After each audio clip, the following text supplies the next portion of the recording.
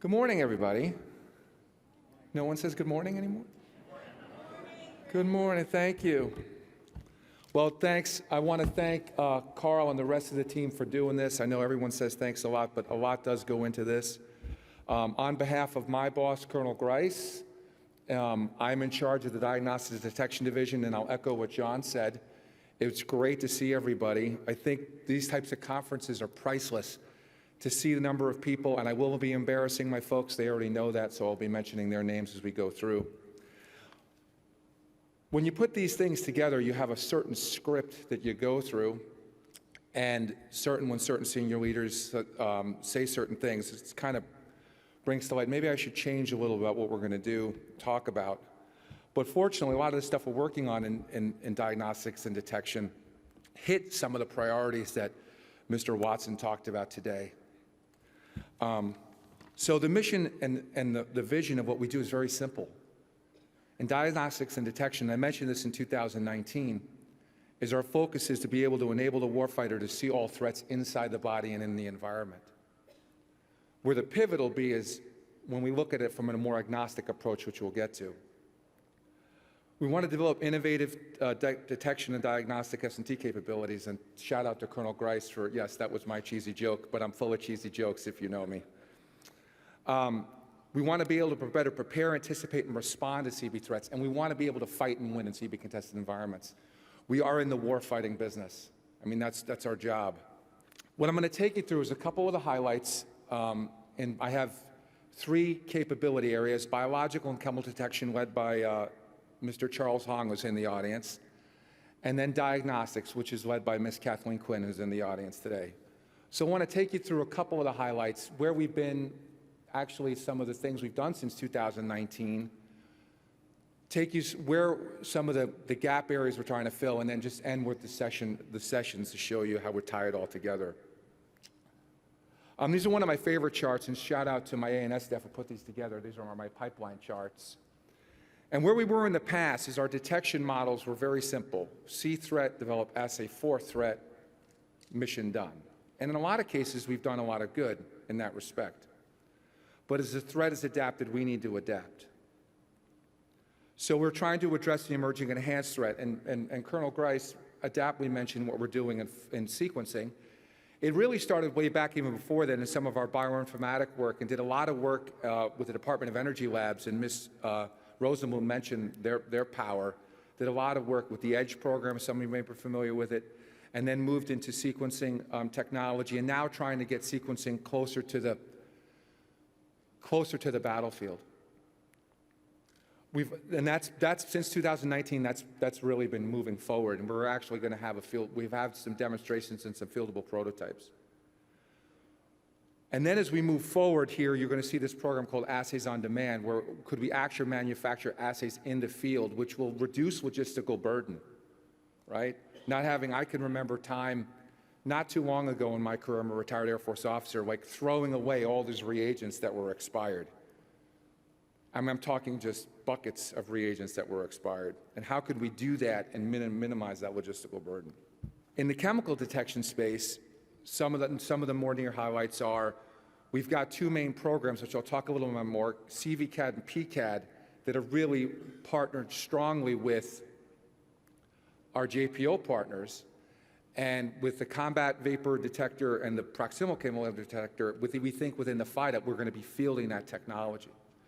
We also, in the chemical space, have pivoted to the emerging threat in PBAs and have some programs with companies like FLIR, and a shout out to our industry partners. We wouldn't be as far along if you weren't there with us, looking at this threat. So we've pivoted away from the traditional threat that's still there, but then moving to some of this advanced threat in PBAs, for example. So in biological detection, what's the moral of the story here? We're going beyond the threat list. You heard Colonel Grice talk about targeted approaches. Now we're going to untargeted approaches. Sequencing being done under 6 hours. Other agnostic methods, looking at things such, again, as assays on demand. Moving away from pathogen-directed identification. Okay, that's going to be a key component. In the chemical space, again, reducing the logistical burden on the person. We've actually, with the CVCAD program, have 4 prototypes in development with our JPO partners, trying to reduce the burden of the soldier or the airman or the sailor of wearing that technology. And then looking at remote sensing or standoff, you see in the picture in the bottom right, doing that at a short 3 to 10 meter distance. For some of the detection topic areas, you have on my next slide, we've got 4 main topic areas we're going to be discussing today, and that's where when we go to these topic areas, we're trying to address the gaps that Mr. Watson talked about and Colonel Grice talked about. And what we do is we have a mix of performers, people that we're funding, but people that we're not funding. What are those next novel ideas? What we talk about today, in the coming days, what we see in these topic areas will help drive investment. We'll say, oh, that is a good idea. That addresses that gap. That's the power of this meeting, okay? So we've got, on 7 December, From Sensing to Making Sense, we've got Mr. Tyler Miller in partnership with CBI. You heard Dr. Hannon talk about the integration between the divisions. I'll let you read that. The next one, on 9 December, is Next Generation Bioserial Detection Identification. We do a great job with aerosol detection, but not so much with identification. Can we actually identify them? And there's a clear distinguish in that syntax. And in our community, we sometimes confuse it. Okay. The overall focus we'll see combining detection, collection, and identification of various agents, potentially in class. And the last one, which is not listed here, is genetic editing technology and detection of genetic editing technology. On 8 December, that's going to be in partnership with our CBS colleagues. You'll hear from Dr. Norwood as well, and how we can detect these threats. And you heard Ms. Rosenblum talk about those threats specifically. So as we move into diagnostics, a lot has changed since 2019 as well. Most notably, again, moving away from pathogen-directed identification to more of agnostic approaches. So I start on the left hand of the pipe here. That device on the upper left-hand corner, the MEMED device, was funded in large in part by the funds provided by Mr. Watson's office, and now you can purchase one of those devices on GSA and use it in your laboratory. Why, how is that? Well, cool, that's any other lab device, but that'll tell you if we've got a bacterial versus viral infection within 15 minutes within the intended use, collecting the sample. If we really want to push past the lip service of the advanced and emerging threat, that next virus, if you go to I don't know how many people here have had kids with a runny nose and you bring them in, right? Or you get sick and you go in. Well, now it will tell you, okay, you've got a bacterial infection or a viral infection, and now we give you antibiotics or we don't. The upper device here, the NGD Chemical DX, I think is a great example of the strong partnership we have with advanced development. And which in that specific device, in that little glucometer type device, we actually jointly developed that with our JPO colleagues.